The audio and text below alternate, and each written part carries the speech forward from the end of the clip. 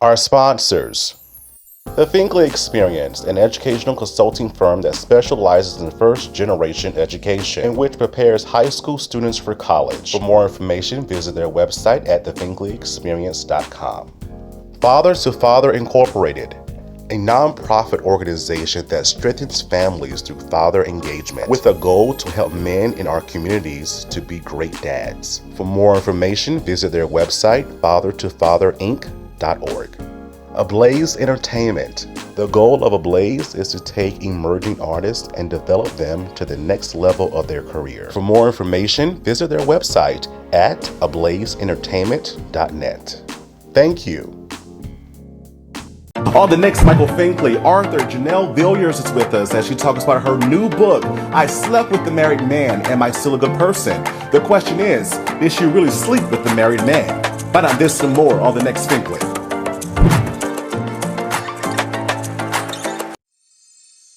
There's a new familiar face this time. Say hello to the new daytime. See it everywhere you go, doing the greatest show. It's no other than the Michael Finkley Show. There is no other. He's like no other. I'm so glad that someone resonates with me. Come celebrate with me. Let's tune into Michael.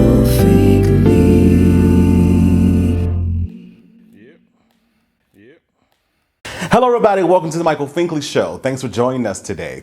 So y'all, I love when I get to have amazing persons that are doing amazing things in the world around them through education, through politics, and even in the world of literacy. I'm a big reader, y'all. At first I wasn't when I was growing up. But y'all, I love a good book.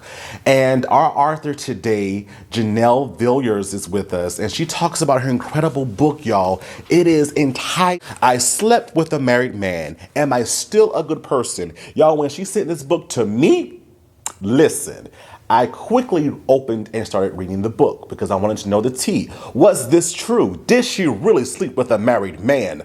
Oh my gosh. She answers this and so much more, Fink Fam. Don't go away. Back in a moment from Janelle. Next, we have Janelle with us. Don't you go away. Back in a moment. I hear it's a narrow way. And few. Hi, I'm Alma. Hi, and I'm Raquel. And we are the Fisher Girls. And you're watching the Michael Finkley Show. To be in your glory.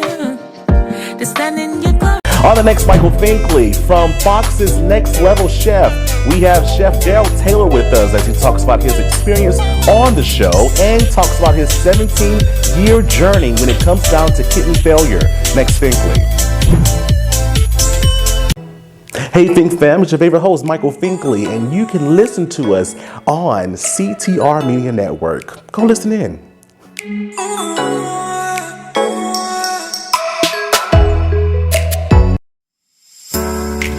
Hello everybody, it's Finkley from the Finkley Experience. We're an educational consulting firm that specializes in first-generation education. So we assist students with their college and career endeavors. We train school administrators on the state of first-generation students. And also, we partner with colleges and universities to assist with their first-generation population for easy transition from high school to college. So if you're looking for a presenter or a speaker that presents on these topics and so much more, visit our website at thefinkleyexperience.com and learn about all that we do. We're looking forward to working with you.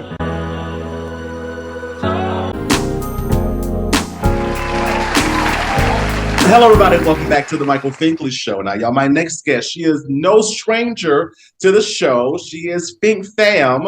She was actually on our show last year around this time. We were talking about her co-hosting a fantastic platform called Say That Channel. But now she's coming to us in a different capacity as an author. We're going to dive right into this amazing book, y'all. I tell you, Janelle, how are you?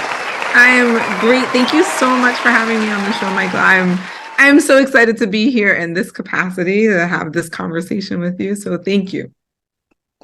This book right here, y'all, I'm telling you, when I opened the wing, because she sent me a copy and I read it through. When I first saw the title, I'm like, she did what? We're going to get to it. Listen, we're going to get to it. So when did you realize that, oh my gosh, I have a message to share with people. So it was during COVID. You know, I think a lot of people can relate to the fact that many of us were told to have a seat, right? And we were trying to figure out, I guess, just kind of like more self-introspection, thinking about what really matters to us, what's important, and also like, why is it, and for me, it was, why is it the things that seem to be working for everyone else are not working for me? So if you're out there and you have ever done like personal development before, maybe you've even done like a Tony Robbins event or something like that, right? And a lot of times you'll hear people say like, oh, just, you know, you need to do affirmations. You need to just like speak life into yourself and all of that. And I was like, I don't know why, but like affirmations aren't working for me. So, oh, yes, I'm enough. Yes, I'm beautiful. I can do all things, like all of this stuff. But then like, I would say them, but then in the back of my mind, what was being said was like, this is such a lie. No, you're not. This isn't right. Like, no, you can't. You don't deserve it. You don't, who do you think you are? Like those kinds of things. And it was God, YouTube University, both happening at once. Or maybe God using YouTube University. But I was watching some, it came up, and I will always shout him out, because if it wasn't for him, I wouldn't have done the deep dive into shame and shame-based thinking. But it was a video by Tim Fletcher, who is a pastor out in Canada, who has a series about complex trauma and shame. And that's what popped up in my feed in YouTube. And it was like, wait, this is what this is. It was just, all of a sudden my eyes were just open to the fact that I had been thinking since childhood that something is wrong with me, that I'm broken, that I'm not lovable, I'm unworthy, like all of those things. That was like the real inner voice in my head. And that's why the affirmations weren't working, because I'd say the affirmation, but on like the real thing that was going on in my head was the shame-based thinking, you know, I'm not worthy, I'm not good enough. So just to be very clear, right? Like people hear shame, and he like flashed the cover of my book with the title. And here's the difference, right? Guilt is, I did something bad. Shame is, I am bad. You know what I heard from Brene Brown, who's probably the most famous shame-based researcher out there. She has even better. She says, guilt is, I'm sorry, I did a mistake. Shame is, I'm sorry, I am a mistake. And when, let that sink in, right? That Fink Fam, did you get it? Whoa. So when you're thinking like that, how could you possibly, so if you're out there and you've been wondering why you're self-sabotaging, why you seem to like put yourself into like risky situations, right? Like why you put yourself in self-punishment. You're like, oh, I did this bad thing. And then you like punish yourself for like forever. Maybe even why the affirmations don't work, which is how it started for me. That's where it comes from. It comes from the shame-based thinking. Now, what causes shame-based thinking? Typically, it's stuff that happens in your childhood. I now have a list of different things of what that could be. But that's, to answer your question, that's what happened during COVID. I was in a place of just introspection, trying to figure out what is going on with me, that this isn't working, and was open to like a whole explanation for why it wasn't working. And then from there, it was, oh my God, like if I'm thinking like this, like I can't be the only one, right? There has to be like other people out there who are going through this. And like, if I can shed light on this, then, you know, hopefully like it'll help free other people. And so the one other thing that influenced my desire to want to write my story in a book was, there was a sermon that I had heard where he was talking about, the message was like, you have to bring your mat with you, essentially. So the idea behind that is that, like, you know, Jesus told the man, like, go take your mat and walk. And he's like, he said, go take your mat and walk. So like this man was showing people his mat, the thing that was like bad about him. I mean, he was a cripple before, right? Like he could only lay on this mat, and he literally was walking town to town to town with the mat in his hand. So like, what's your mat? What's your story that you need to tell other people so that will help save other people? And at the time I heard the sermon, I was like, I don't have a story. Like, I wish I did. Like, this sounds great, but like, I don't really have a story. And then it was through what I just mentioned before and that type of introspection. And I was like, oh, this is my mat. This is the story I need to tell, because this was the thing, like sleeping with a married man is the thing that created the shame spiral that had me thinking, like, why do I keep self-sabotaging?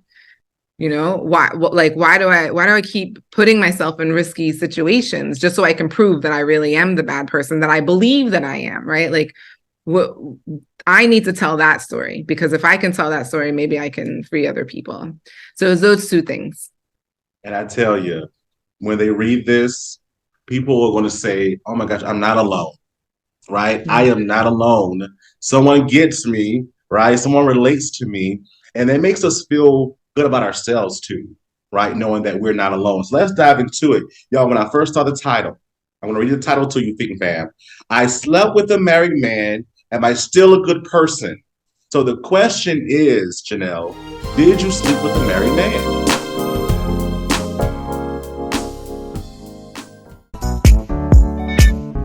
Hey, this is Nelson Estevez, aka Alonzo from Tyler Perry's The Oval, and you're now watching the Michael Finkley Show.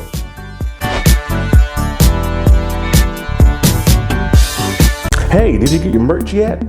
Your Michael Finkley merch. Visit our website, michaelfinkleyshow.com, and click Finkley Store. You won't be disappointed, I'm telling you. That's good.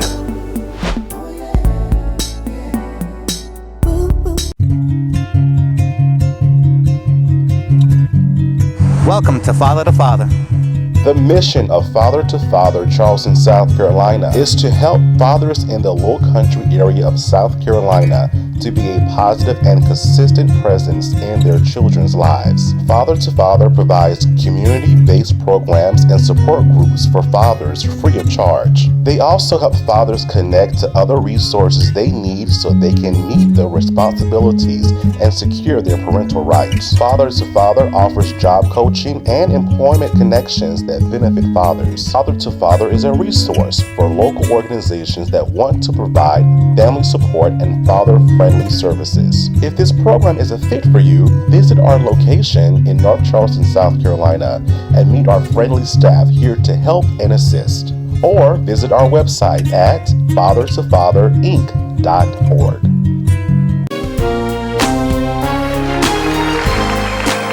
So the question is, Janelle, did you sleep with a married man? Yes. This is a story about my life. It is, yes, it is. There was a lot of talk about whether I should use what is it, a ghostwriter or something like that, or put a different name.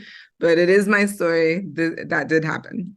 Yeah, because when people read it, it's like, okay, is it real? Before they even read the book, they look at the cover, right? And it's like, is it real? Is she just like playing with us? Is there a deeper message in it? But you did sleep with a married man. And as I was reading the book, thank you for autographing, y'all. She autographed my book, y'all. She was some encouraging words too. She autographed my book. I was so excited.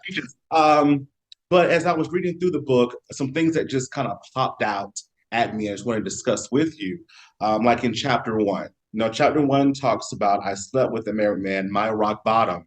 And on page 7, you say shame is a bad person, whereas guilt is I did a bad thing. So why do you think we get confused with the two? You kind of explained it a little bit earlier. Well, why do you think we get confused with the two? Because people don't like talking about shame. I think we don't even know what it is. I honestly think it's almost like a pandemic that we're living in, or an epidemic, really. Like, so many of us don't even know that we are thinking that way. We're not taught that that's what it is. And so you just think you don't even think that it's guilt. Like, you honestly don't even think. Some people say like, oh, you have bad self-talk. You may hear that, like your self-talk is like really bad, but you don't know, there's not the compelling question is, well, why is my self-talk like that? And I think shame brings us to that question to point us in the direction of where it comes from. And I just don't think we're taught. Here's the thing, shame lives in secret. It loves isolation. It loves to be in secret. It loves to stay hidden and in the dark. And the minute you can shed light on it, and I say this in the book too, like empathy is the kryptonite to shame. The only way that you can receive empathy is from others. The only way that you can get it from others is if you share your shame story, if you share what's going on, right, that has you feeling this way, or maybe what made you, had you feel that way when you were a kid. But to do that, you have to be vulnerable. No. Who wants to be vulnerable, right? And so to be vulnerable, you have to have courage. Yeah.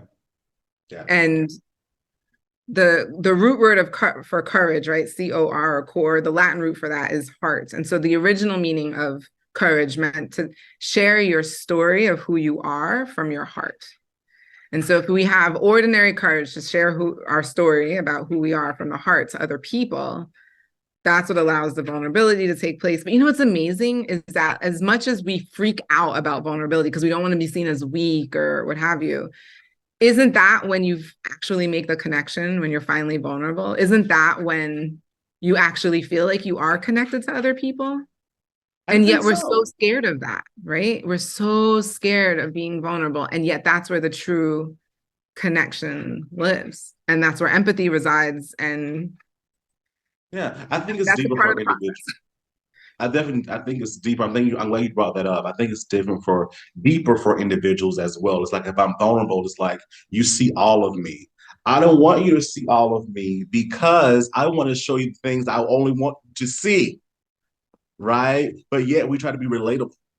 If you're not being your true, authentic self and giving us everything, then how can you truly be relatable for people? Right? And be effective for people. So we want it all, but it's like we don't want to give it all. And there's a reason for that as well. The number one thing, again, shame likes to live isolated and alone and in the dark. And so you fear, essentially the fear is I'm unworthy, I'm broken, something's wrong with me, right? Like that's the fear. But you're like, but I still crave it because humans crave connection. You crave you want community, you want to be connected to other people. And so we create bad solutions in our minds. And the number one bad solution is, well, let me create a persona of somebody who I think everybody will like, right? I'll be a perfectionist. That way I'll give everyone this appearance of what is real because that way they like me. But if they get to know the real me, if they really knew who I was, they wouldn't love me and they would abandon me. Yeah. And that's what builds up. That's the bad solution to the shame-based thinking is like, well, I'll just create this persona. I'll just so if you're out there and you're listening, if you find that you lie for no reason, even like the little lies. Yeah. Exactly. It's because you don't want people, you think that if they knew the truth, that they wouldn't like you. They would abandon you, right? Like all of that stuff, the people pleasing, the perfectionism is probably the biggest thing. So again, I have a lot of Brene Brown quotes just because she's like the most famous shame expert, but she says, when perfectionism is in the passenger seat, shame is driving the car. Wow. Because if I can do it perfectly, say it perfectly, act perfectly, then it'll shield me from the judgment that I would get if people found out the truth about who I really am. Yeah. But what's the reality? Perfectionism or anything perfect is not real, right? Literally, by definition, humans are imperfect. It is like to be a human is to be imperfect, right? So you're never going to hit perfection. Something goes wrong, but you know who you get the judgment from? Not other people. You get it from yourself. Yeah. And I feel that if you get it from yourself, you reflect on other people, so people can see it in you. So it comes back to you and other people as well. Yeah, that too. Oh, wow. And what I love about your book is that it reads like I'm in your mind. which I love. Literally, like as you're talking, it's like she writes it the same way and she's talking. Like literally, like we literally have a glimpse, literally, y'all, literally, Fink Fam. We have a glimpse in her life. And there's two more parts I want to talk about really quickly. Chapter 8, the year I slept with a married man. And I feel that he was kind of convincing you, and then you convinced yourself. You said on page 58, he said all the right things to make me feel like maybe it would be okay, suggesting that we would be right for each other and that it would be okay if we were more than just friends. How did you convince yourself? So I've heard another shame expert describe that when you're in shame-based thinking, the limbic brain is working. So that's like the lower brainstem. It's in charge of fight, flight, fright, fornicate, and forage. And so when you're stuck in that, right, like you'll convince yourself of anything, right, in order to do any one of those things, right? You're just kind of like in this base way of thinking. And so I describe it, right? Like there's a couple of things. He was saying all of those things. And I was like, oh, well, maybe, right? Like given reason to like why this might be okay. And then there's the like, oh, like, does he find me attractive? Right. So a bit of titillation there. And so it was a combination of all of those things. And I recognize it like in the moment, that's what I was thinking. I'm very honest. And like, that is exactly what I was thinking. Fast forward, like now, all I would be thinking about is the wife, not like, oh, maybe he's right, maybe this is, no, I would be thinking about the wife, and this is crazy, and I deserve somebody who's single, not like, why are you trying to hit me up? Like, what's wrong with you? Like a whole bunch of things now, right? But like in that moment, no, because ultimately, a lot of times people in shame-based thinking will either self-sabotage, so this is ultimately self-sabotaging, or the like close cousin to that is participate in risky behavior and or people. And this is basically both of those for me, right? And the idea is it's risky. And so when it doesn't work out, because most times it doesn't, now you just have proven to yourself, right? See, there's the proof. I'm like, I'm not worthy. I'm a horrible person. I'm broken. I'm a mistake. Something's wrong with me, right? And that's essentially what happened. And I tried to be as transparent in terms of what I was thinking, so people understand that it's not like I didn't know what I know now, right? Like to be able to identify those thoughts and like why I'm thinking that way. And two, yeah, it's not like something tells you your limbic brain is on. Like you are going to try and figure out ways to make this work. So that way you can get people to hate you and like all these things that you really believe about yourself. Like, that's not how that works. It doesn't work that way. Like, you don't consciously think that way. This is all very subconscious and that's why I call it my rock bottom, because essentially it created a shame spiral. The minute it happened, or like I came to a place where I was like, nope, I don't want to be involved with this anymore. Then it was like, there it is. See, you're a bad person. Like, and then I couldn't get out of that for a really long time. So I don't know if that like fully answers your question, but I really wrote it that way because I wanted to make it as clear as possible that you're not thinking like, you're not thinking like, I am not thinking right, or that's not it. It's not it. You're doing things to create logic to do the thing that you like in another place and space you might know is a bad thing to do or is a risky thing to do, but in that moment, fight, flight, fright, fight, flight, fornicate, forage. I think I'm missing one, but they're all the F's. All the F's. Yeah. All the F's. That will F you up. Yes. Right. Oh my word. And the question still reigns, because I can talk about this book all day with you. I really can, because you make some good points. You're you, right? You tell your story, and you're you. And the question still remains at the bottom of your cover page. Are you still a good person after this? Yeah, I I define myself as someone who did something bad. That's the guilt, right? I made a bad decision. I did something bad. That doesn't mean I'm a bad person.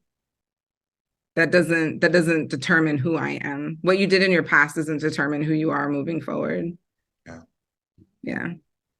I love that. So many times we make mistakes in life and we're saying, oh my gosh, that's the end, you know? But like you said, we made a mistake. We learned from, what did you learn from this? I think the obvious thing is don't sleep with any married men. Number one. I think some people, for what it's worth, I have also gotten some backlash from it. And the title is intentionally provocative. I want people to want to like pick it up and be like, let's see, like the tea might be hot here. Like what's going on? I'm like, well, chapter 1. Exactly. So, but I don't think I think people will see the title and then when they read it, they're going to be like, oh, this is not what I expected. And that's the whole point. I wanted to bring people in so we could open up the conversation and start having real conversations about this. But if I would have called the book like what I learned from my shame or like lessons from shame, I mean, it would have sounded cute, but it's not. I don't think it would have been as provocative enough to get somebody to be like, I really want to open this up now and read this. Like, right? Nobody wants to talk about shame. People even hear like, oh, shame. They're like, oh, I don't want to like be around that. It's not something people want to start talking about until you're essentially confronted with it. And then you're like, oh my God. Yeah. And just to be clear, shame is a human emotion, just like joy, just like elation, wonder, grief, despair, gosh, all the different emotions that a human can have. Shame is a human emotion. So all humans have it. So if you're out there and you're like, yeah, I've never had shame before. Okay. To say that you've never experienced it before is to say that you have, like, you're not human, right? Like you're a psychopath, right? Like those are the people who have no human emotions. So it's either you're a psychopath, you've had it, you just maybe don't remember. It was quick. I like the term resilience, right? So I'm actually offering a workshop going from shame to resilience because the truth is healing. People, you could say you could heal from shame, but to me, it's like there are going to be different things in your life that trigger you differently than someone else, right? For some people, the idea of being a bad parent immediately puts them into a shame spiral, right? Oh, I'm a bad parent. You know, all the other parents brought baked goods and I'm the one who brought like the store-bought cupcakes or whatever for like the bake fair, like, and so you're feeling shame about that. Like I'm a bad parent, right? And not, I did a bad thing, but I am a bad parent. That's the shame-based thinking. So somebody may go through that and they'll like bounce back from it and they're like, no, that's not really, like, it was just a moment, right? That's what I call resilience. Mm-hmm. Some people, their resiliency isn't that high. And so the bounce back doesn't go like that. The bounce back is kind of like, and then you just kind of like stay here, right? And then when you're staying here, this is the resilience is low and you're probably stuck in the shame-based thinking, which is probably going to impact you or your children in this particular scenario, like in a very negative way. So for some people, it's parenting. For some people, it's addictions, right? Being addicted to different things. And it's usually because of shame-based thinking that got you into the addiction in the first place, because you don't, right? You're just creating more proof. I'm a bad person. See, I'm addicted to this thing, right? Like it really comes from that. And maybe, so anyway, my point is saying this, everybody has different triggers. Right. And so your resilience may be high in the parent side, but maybe with the addiction side, it's really low, right? And I just want people to be able to recognize when it's low. So that way, part 2 of the book is tips and tools, some exercises people can do to try and gain a resiliency that's higher. So if it's low in one area, you can identify where it's low. So that way you can increase your resilience in that area. So that way you don't stay there. That's the point. We all have shame, but we just don't want you to stay there. We want you to have the resiliency to bounce back. I love that. I love that. And we have to bounce back. We have purpose, doggone it. We have to bounce back from it. And quickly at the end, at part 2 on page 99, you said to be continued. Is there more to this series? I left it open for that reason. My life isn't over, right? Like I literally just wrote this. And so like, who knows, next year, I might like have a whole bunch of other things I want to add. the more I learn, the more I understand, the more I grow. Part 2 will probably be increased, if anything, just because I feel like I have a better understanding of different things that people can do to increase their resiliency. So I've been thinking about creating even maybe like a workbook to like go along with that book to help people. And then the other thing is I've been recognizing lots of other places where my shame-based thinking may have come from. And I talk about this in the book. I'm adopted, and I've recently been educated about the fact that of all the different things that happen in your childhood. So there are 3 places where you get your shame messages as a child. Home is number 1 from mom and dad. The second place is school. And the third place is just culture, society, etc. So home has, and whatever you learn in school and in culture and society just kind of like reaffirms whatever message you got at home. And of all the different messages, the strongest is any child who has been adopted, been through divorce, or somehow in like child protective services. And the reason for that is because the thought as a child, like the interpretation as a child is, if the very people who are supposed to love me and want to be around me don't want to be around me, then something must be wrong with me. I must be unlovable. Something is broken, right? Like, and so in the book, I talk about how I'm adopted. And I was like, holy cow, when I learned that's one of, and so I questioned whether the adoption is a part of it. But then after recently identifying that it's actually one of the strongest shame messages that you can receive as a child, I was like, man, this probably impacted me more than I thought. And there must be many other people who don't know that. And so it's just another group of people that I really feel like I want to reach out to and have this conversation with, because to your point, Michael, like, how can you truly live out your purpose if you're constantly thinking that you're unworthy and you know, unvaluable, right? Whatever God-given purpose was given to you, you'll never actually achieve it. And God, if I can give someone the gift so they don't have to go through the 30 odd years I had to, right? If you can get this earlier, you know, in a much shorter period that I can give you just by reading my book or anything, like, that's what I want. I want people to free themselves from this, so that way they can like go out and do the purpose, go out and be the thing, be the great parent, if that's your purpose, like be whatever, if it's entrepreneurship, if you're a creator, right? Like, or I should say a creative, right? Whether it's in acting or music or anything else, right? Like, oh man, you'll completely self-sabotage because you don't think you have value or you're worth it. And so anything that I can do to free people from that, I'm all for that. So I left it open for a part 2 or even. Yay! You hear that, Fink Fam? I love it. So could you tell the Fink Fam how to purchase this amazing book? Absolutely. So you can go onto Amazon. It's there. I Slept with a Married Man. Am I Still a Good Person? It's the only book with that title. So it'll be the first thing that pops up. It's also available on iBooks. So if you're an iPhone user, if you have an iPad, you can get the ebook there. It's also available in Barnes & Noble. If you are across the pond internationally, it's available internationally as well. Just go up to your local bookstore and tell them the book that you want, and they'll be able to order it. So it's available everywhere. Oh, update. I am working on the audiobook right now. I'm currently editing the audiobook for all of you who love to listen to audiobooks while you're driving or jogging or all that stuff. I've been told that my voice isn't bad, so we're going with that, and we're doing the audiobook. Soothing. It's very soothing.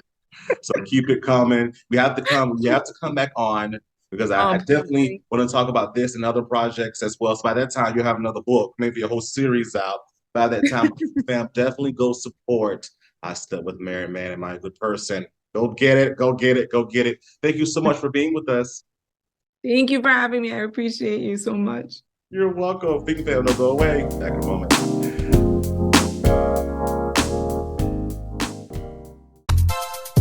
Is your Louisiana girl Denise Boutte coming at you on the Michael Finkley Show. And you guys may know me from Why Did I Get Married as the really sweet girl Trina, or maybe Meet the Browns as Sasha.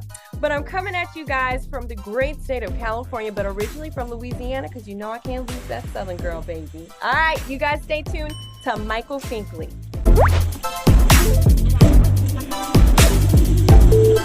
CTR Media Network is now accepting new podcasters to join our growing network that's reaching 350 million global listeners. Have you heard? CTR Media Network offers podcast production, podcast training, distribution, and product placement. Book us for your next event or schedule an interview with CTR Media Network podcasters today. To learn more, go to ctrmedianetwork.com. It's a big family, so it's something that I want to really expand on. I know y'all hear me say a lot of times you have to deal with the balance of life. And so I really been noticing, like, people really don't understand the balance of life. So the balance of life is the negative and the positive, the good and bad. And you just got to know how to take it both. You got to know how to frame of it both and still find joy in both of them. And that's just real positivity. And that's really understanding that life is a balance. Life is just not all good. Life is just not all bad. And so for me, personally, me knowing that life has a balance of good and bad, and that I have to still see the good, even when it's bad, it was a thing that I used to do when I used to say, man, this ain't even a big deal. Like, when something would bother me, when something would get me off edge or anything, I would be like, man, that's not a big deal. I would tell myself, it's not that big of a deal. And some of you need to know, when situations happen in your life, it's not that big of a deal. You still alive. You still able to walk. You still able to talk. You still able to see. You still breathing. You still got a car. You still got a house. You know what I'm saying? Like, you still have what you need. So anything else that happened, it doesn't matter. It's not that big of a deal. And also know that you still okay. You made it. You survived it through the day. So whatever happens, I'm okay. It's not that big of a deal because I survived through the day. And I think a lot of us got to start telling ourselves, like, these things that happen in life that we make super huge, it's not that big of a deal. I just got to keep pushing. I just got to keep going. As long as I'm still present here, as long as I'm still breathing here, as long as I'm still walking here, as long as I still got my strength here, some kind of strength, I'm okay. I'm okay. Like, I can make it. I have made it before through storms, through dark times, through difficulties. I've made it before. So this is just another thing that I'm going to make it through. You undefeated when making it through hard times if you're still here. So just remember, understand life balance is good and bad. And it's not that big of a deal when something bad happens if you're still present. If you're still present, it's not that big of a deal. You'll get through it. I'm Joey Marie Urbina, and I play Xiomara in Snowfall. And you're watching The Michael Finkley Show.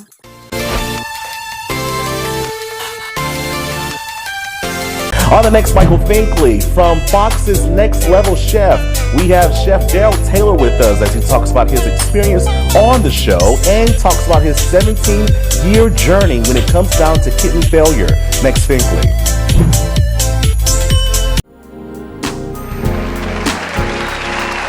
Hello everybody, welcome back to the Michael Finkley Show. I hope that you learned something from our amazing interview with Janelle. Thank you so much for being with us and just being transparent in who you are as an individual. We make mistakes in life, yes we do, but we can still be amazing people because we learn from those mistakes. Those mistakes don't make us, right? We make ourselves. So we learn and we improve along the way. So thank you so much for being so transparent, and much success to you. Y'all, she's coming back because I know she has some incredible things that she wants to talk with us even more so. But definitely thank you so much for being with us. If you haven't already, please subscribe to our YouTube channel, The Michael Finkley Show. Ring that bell for notification. We'll send you an email saying, hey, new content is available. Listen to us on Spotify and Apple Podcasts. And for more information about what we do, visit our website, michaelfinkleyshow.com. Of course, you can listen to us as well on the CTR Media Network as well. Fink Fam, thank you so much for watching. And always, Fink Fam, pursue your dreams. Thank you. Have a good one.